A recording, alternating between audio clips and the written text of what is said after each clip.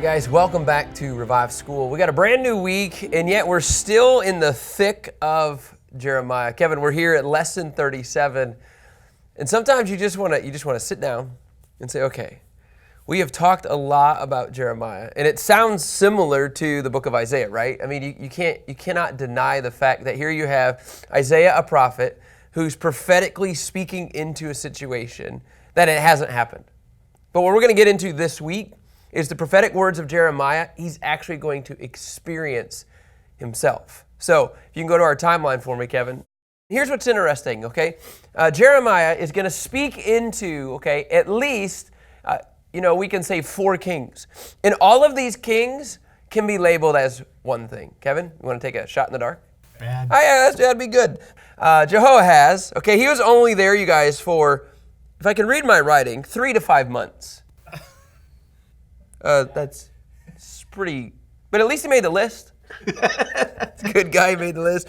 Here you have Jehoiakim with an I-M. Kim is my wife's middle name, by the way.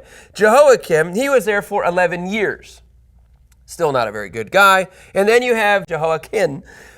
He was there for, a whopping 3 months as well. And then you have the Zedekiah, who was there for 11 years. But the point is, you guys, every one of them is not turning to the Lord.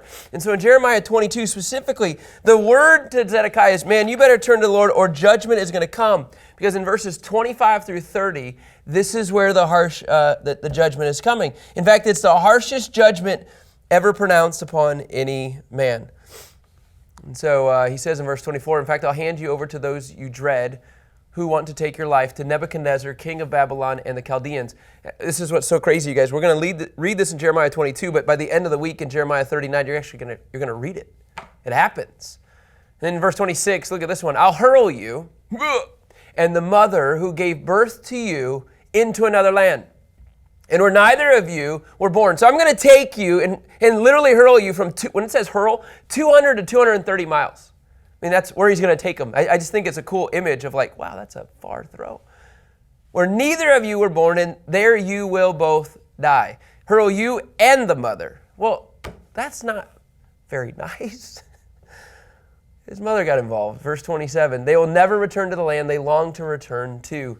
Verse 28, and then it just says, why are he and his descendants, I just kind of went a little bit here, hurled out and cast into a land that they have not known. Verse 29, earth, earth, earth, hear the word of the Lord. Finally, in verse 30, this is what the Lord says. Now look at this. This is the harsh judgment. Record this man as childless, a man who will not be successful in his lifetime. So Kevin, who are we talking about? Jehoiakim.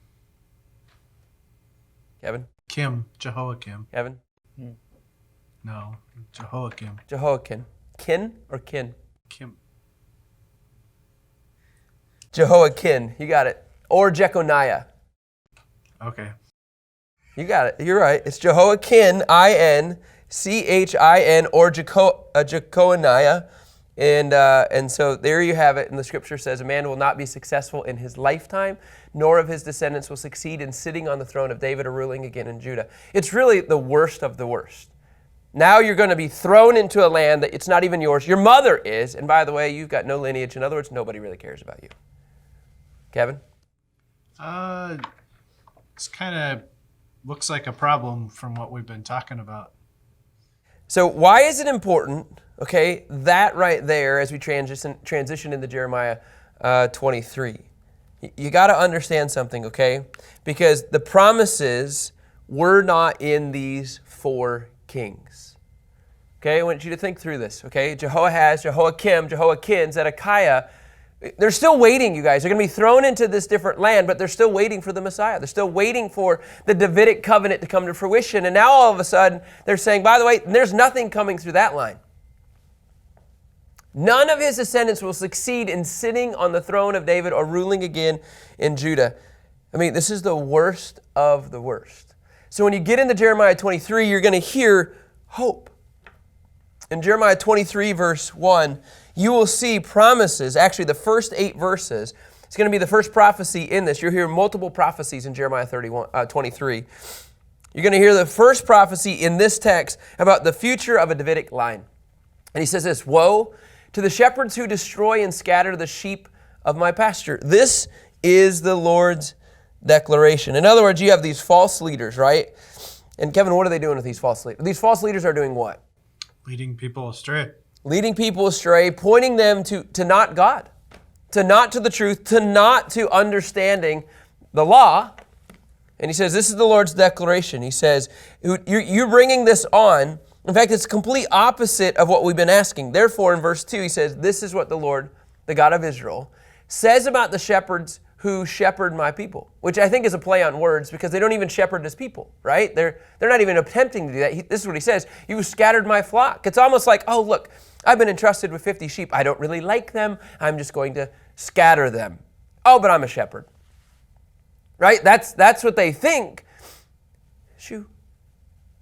He says, you've scattered my flock, banished them, and have not attended to them. You don't even care. You'd rather hang out in the cave and just let the sheep go. I will attend to you because of your evil acts. This is the Lord's declaration. All over you guys in Scripture, in Jeremiah and Isaiah and Ezekiel and Micah and Zechariah, you hear about these false shepherds and false prophets. And here's what he says, though, in verse 3. I'm going to paraphrase it in Kyle language for a second. You might kick everybody to the side, but I'm going to gather them back. He says, I'll gather the remnant of my flock. I love that word remnant, by the way. It's just the little of the little. From all of the lands where I've banished them. And I will return them to their grazing land. They will become fruitful and numerous. So what you have here, back up. Okay, you've got 4 evil kings. And in this process, then there's 4 prophets, false prophets, and you have false shepherds, false teachers that are coming into this environment, false leaders. And so then they don't really care. They don't really care about God's people in Judah. They don't care about the southern kingdom. Just let me get what I need to do. And as they have scattered, God says, by the way, I'm going to gather. But it doesn't say, Kevin, all of my flock, does it? I'm just going to gather the remnant from wherever they have been banished to. And just so you know, it's God that's actually doing that. I think that's really intriguing. Because, Kevin, what's Jeremiah already prophesying? Where are they going to be sent to? Babylon. So he's prophesying that, hey, look, I'm going to send you there. I'm doing this. I might use the kings to do this, but I'm the one that's banished them. And I'm going to return them back to their grazing land. And not just bring them back to barely survive. They're going to thrive. They will become fruitful and numerous. In fact, in the book of Jeremiah, this is a happy thought, the word remnant is used 19 times. And so what you should see is even though captivity is being prophesied, and a whole lot more, God always says, but my people are still there. I still am watching out for a little group of people. And Warren Wiersbe says it very simply. This remnant is the one who returned to Judah after the captivity, after the 586 captivity. And what happens? They come back and they do a couple things. Kevin, when they come back, tangibly, what do they do to the city? They rebuild the temple, they rebuild the wall, resettle. You got it. That's everything that God says I'm going to promise. He fulfills you guys this prophecy. Now, this prophecy, excuse me. There's an interesting in 3 through 8. We're going to talk about this. We haven't really drawn this very much in Jeremiah, but you have these little dots, right? The dots are back, which in Revive School, let me just tell you, the dots were out every night. Okay, I love this when we're meeting in person, okay? Here you have this current situation. Okay, we know that he's prophesying, we'll just put here to shorten it, about 586 BC, okay? It takes roughly we'll just get into that. 586 BC. Then you're going to have, the coming of Christ. Okay, you have the coming of the Messiah. And Kevin, as a refresher, what's our second dot? When he comes the second time. Yeah, the return of Christ. So when we see this gathering of the remnant, okay, there is a partial fulfillment that takes place in May 14th, 1948. There's a partial fulfillment that God takes these people and he does what? Rich, what happened in 1948? That would be when Israel became a nation. Israel became a nation. But what you're going to see, like throughout 3 through 8, you're going to see that it's more than that as well. You're going to see that this could be, okay, remember, after the return of Christ, you have, let me say this. Before the return of Christ, you have the tribulation. Not going to get into all that, the 7 years. But then you're going to have what we would call the millennium. And I know we keep writing this, but I'm telling you, we're going to get this. Some would say that 3 through 8 talks about the restoration of Israel during the millennium. Okay? So just as a picture about what this looks like. Is this 1948? It could be. But I also think that there's more that's going to come and unfold in the millennium. So again, just as a backdrop, and here's what he says in verse 4. I will raise up shepherds over them. Okay? Who shepherd them? Kevin, who's them again? Who are we talking about? Who are the shepherds going to be over? The remnant. So the shepherds are going to be over the remnant, the small group of people. It's probably 687 people. No, we don't know. We don't know how many people are in the remnant. Don't even try to figure out. I think that's the point. It's a small group. Right now in Israel, you could estimate between 8 to 9 million people-ish that's there. So when you think of a remnant, it's probably pretty small. In fact, they say today, roughly between 0.5% to 1% of Jewish people actually believe in Yeshua. So, Rich, roughly how many believers are they saying is in Israel? Any idea? 10,000? No, I think it's up to about, remember, it's about up to 30,000 now. It's pretty small, like out of millions and millions and millions. And so he says, hey, look, maybe not just here, but then in the millennium, I'm going to have shepherds, and they're going to take over, and they're going to watch over them and bless them. It says they will no longer be afraid or dismayed, nor will any be missing. You don't have to go after the lost sheep anymore. This is the Lord's declaration. It says this in verse 5, and here's another prophecy. So the first prophecy, Kevin, just unfolding is, okay, look, by the way, I'm going to gather the remnant. I'm going to bring people together. Then you're going to begin to unfold the second prophecy in verses 5 through 6. In verse 5, it says this, the days are coming, this is the Lord's declaration, when I'll raise up a righteous branch of David. So, first prophecy that we are talking about, okay, that we went to, was really about the gathering of a very small group. Gathering of the remnant.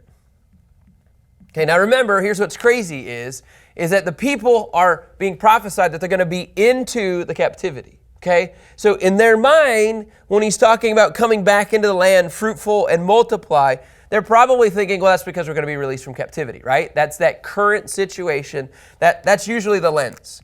Like, that's the lens of those that are captive. They could even be thinking, well, maybe a few of us will get to stay and not go. It could be.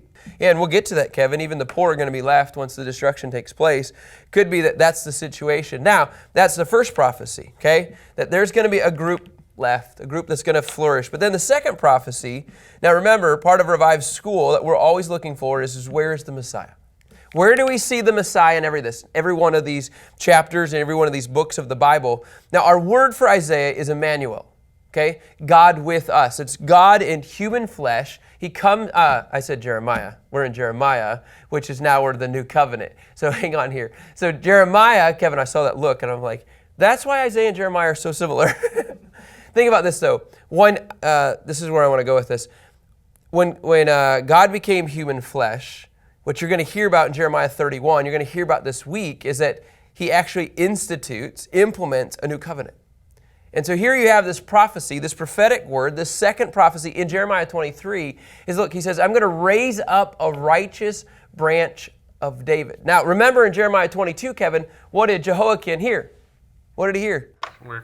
There's not going to be any more. We're done. There's nobody else that's going to sit on the throne of David. And now in Jeremiah 23:5, he says, and by the way, there's days that are coming, I'm going to raise up a righteous branch of David. He will reign wisely as king and administer justice and righteousness in the land. So here you have the prophetic word, and this would have been a great word, you guys, for Jeremiah, but it's only part of it. You know, for Jeremiah, we could have gone with righteous branch of David, but we went with new covenant because the new covenant is like, that's kind of the biggie. But this is just as big, a righteous branch of David. Here you have the Messiah is literally pictured as a branch, and this is a cool image here. And I like what MacArthur says, out of David's family tree. So I don't know how else you would want to draw this, but it's like this is David's tree, right? And the righteous branch represents the coming Messiah. So Kevin, which one is he prophesying now about on our little dot system? The middle. Sure seems like it. And yet though, remember 1 through 4 prophesies about possibly the end of the end. And so is it the coming of the Messiah or is it the return of Christ that institutes? Does that make sense? The millennium. Yes, yes, yes, yes. I think it would have been, I'm trying to put myself in like that king's spot and, oh, no more it's coming through me, but now you say, well, somebody's going to sit on the throne. It's got to be somebody, because we hear this over and over. Kevin, let's go to Jeremiah 33, 15 through 16. We'll get to that actually later this week. One of my favorite texts in Jeremiah 33. But Jeremiah 33, 15 and 16. It says, in those days, and at that time, I will cause a branch of righteousness to sprout up for David. He will administer justice and righteousness in the land. Verse 16, in those days, Judah will be saved. And Jerusalem will dwell securely, and this is what she will be named. This is interesting now. The Lord is our righteousness. Okay, if you go back, now do you see this, Kevin? So Jerusalem is called the Lord is our righteousness. But if you go back, you guys, to verse 6 of Jeremiah 23, it says the same thing. In his days, Judah will be saved, Israel will dwell securely. This is what he will be named, Yahweh our righteousness. So they're both named, the Lord is our righteousness. So here you have the coming king named, the Lord is our righteousness, and you have Jerusalem named, yes, it does say that, the Lord is our righteousness. So it's actually a legit term when you call Jerusalem the holy city. And so this terminology that you see in Jeremiah 23 is also reflected in Jeremiah 33. I don't know, you guys, but Kevin, when I look at this kind of picture in verse 6, what I really see is, I don't just see the coming of the Messiah. Because I read this, Judah will be saved, Israel will dwell securely. I see the end. And so naturally you want to say the coming of the Messiah, but then it just keeps going back to the millennium. When Christ comes back the second time and then institutes for 1,000 years peace on earth. Those are the first two prophecies. You have the gathering of the remnant. You have the righteous branch of David, which is, well, let's just make sure everybody understands. His name is Jesus. Jesus will be coming to save Judah and for Israel to dwell securely. And his name is, the Lord is our righteousness. Now when you get into another prophecy, okay, not quite yet. Let me just there's a picture though.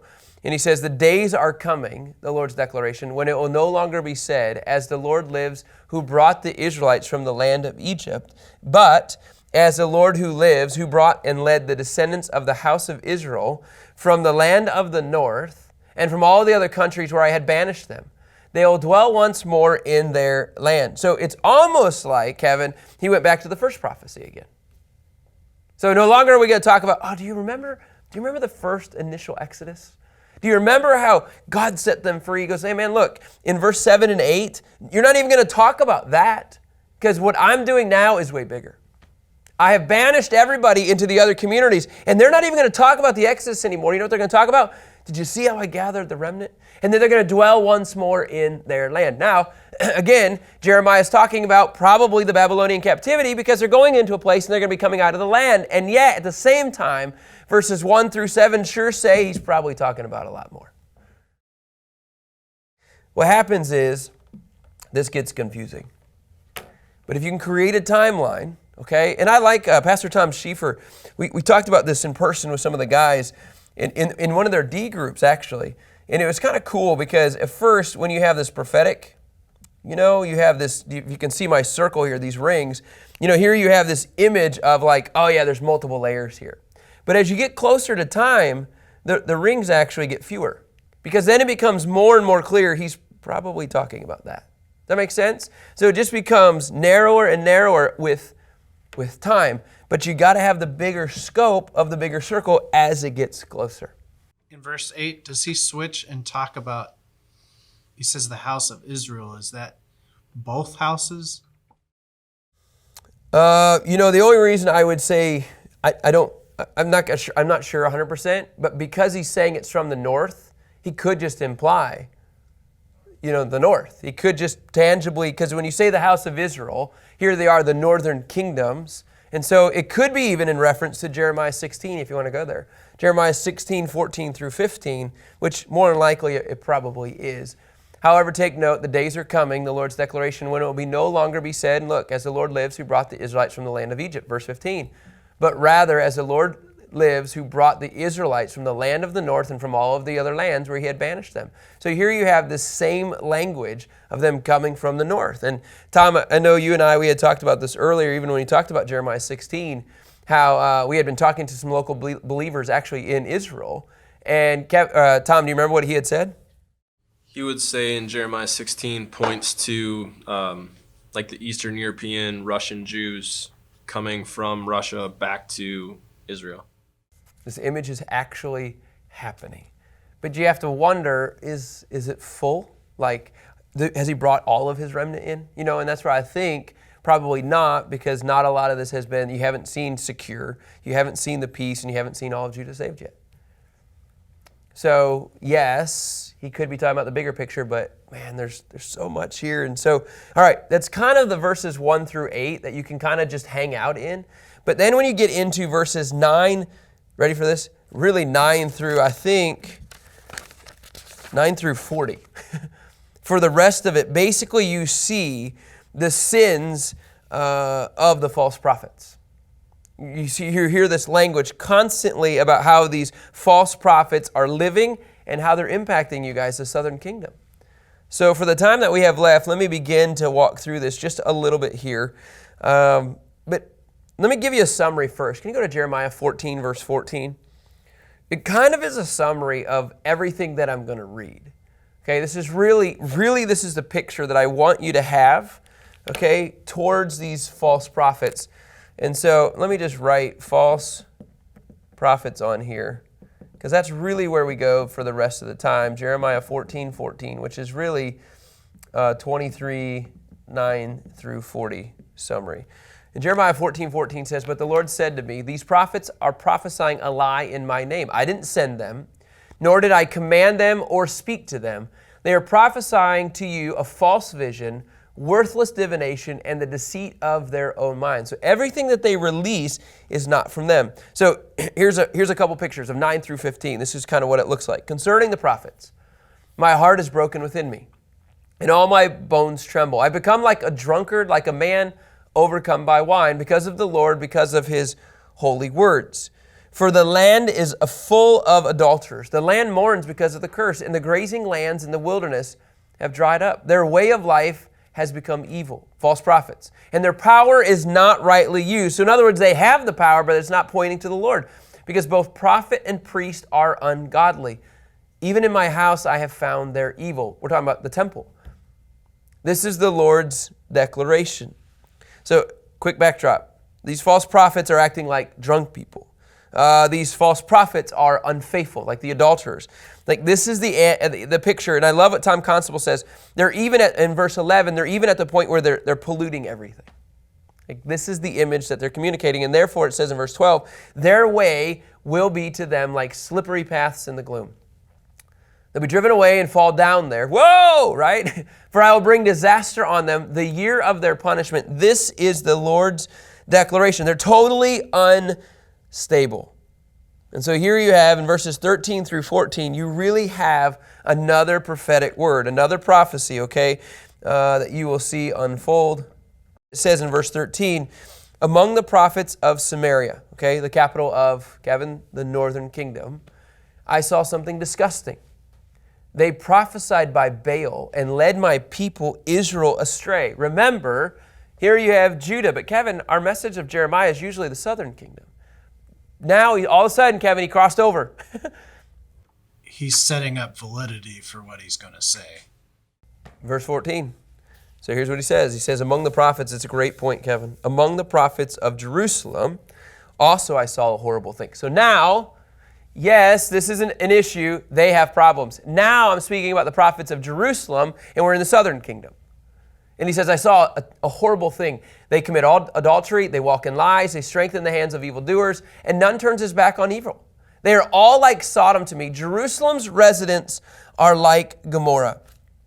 Therefore," in verse 15, this is really important, you guys. This is what the Lord of hosts says concerning the prophets. Okay, Kevin, you're absolutely right. He used verse 13, the illustration of the northern kingdom, to say, guys, you're no different.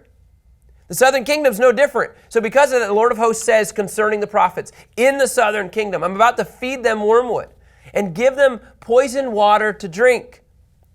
For the prophets of Jerusalem, yes, this is very clear. The Lord says, I'm going to bring upon poison upon my own people. For the prophets of Jerusalem, for from the prophets of Jerusalem, ungodliness has spread throughout the land. Judgment is coming. So in verse 16, okay, so are you aware of where we're going here? So the false prophets, because of the false prophets, you can expect judgment to come onto the people. Jeremiah, what we see at the very end of this week, okay, in our teachings, all the way up into verse 39, Jeremiah has been talking about destruction and judgment to his people, Kevin, all throughout this whole book. And who doesn't like it? The kings. Go away from me. We don't like you. We don't want your words. I just want you to say, here he is releasing these words that nobody likes.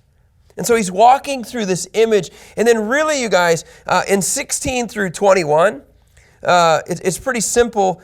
They kept prophesying. Vernon McGee, he just categorizes 16 through 21. They're prophesying peace that's coming. Okay, so what do we see in verse 16? Jeremiah says, man, there's no peace coming. In fact, destruction, there's no deliverance coming, and judgment is coming. But what are these false prophets saying to everybody? It's fine. Enjoy your life. Enjoy your partying. Enjoy your unfaithfulness. Enjoy your embezzlement. Enjoy. We're good. But judgment is coming because, by the way, in 16 through 21, that these false prophets are persistent about saying it's okay. He says in verse 16, do not listen to the words of the prophets who prophesy to you. They're making you worthless. They speak visions from their own minds, not from the Lord's mouth. In verse 17, they keep on saying to those who despise me, the Lord has said you will have peace.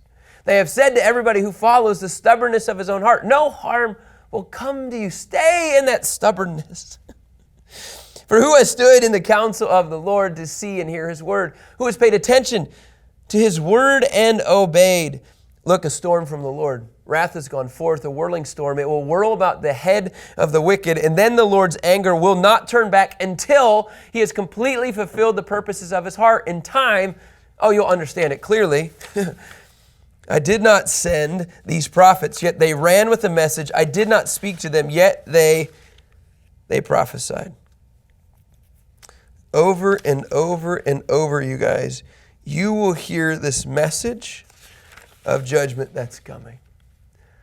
And these false prophets continue to speak in 21 through 24 with false authority. In 25 through 27, guess what? They speak with false inspiration, as Warren Wiersbe says. I had a dream. It's this false inspiration that these false prophets are saying. That's text. And so what does Wiersbe say in 29? He references, these illustrations that Jeremiah says. And Jeremiah says, is not my word like fire? And like a sledgehammer that pulverizes rock? I mean, here you have, it's like fire and hammer. God is going to bring about, he will prevail. And then finally in verses 33 through 40, you have this, Wiersbe says it very simple, this disrespectful attitude. These false prophets don't care about the fire. They don't care about the hammer. And Jeremiah says, you better, because destruction and judgment is coming to your people. All right, guys, this is Jeremiah 22 and 23. It's going to be a great week. I'm excited. Let's keep digging into the prophetic, even when it's overwhelming. Thanks.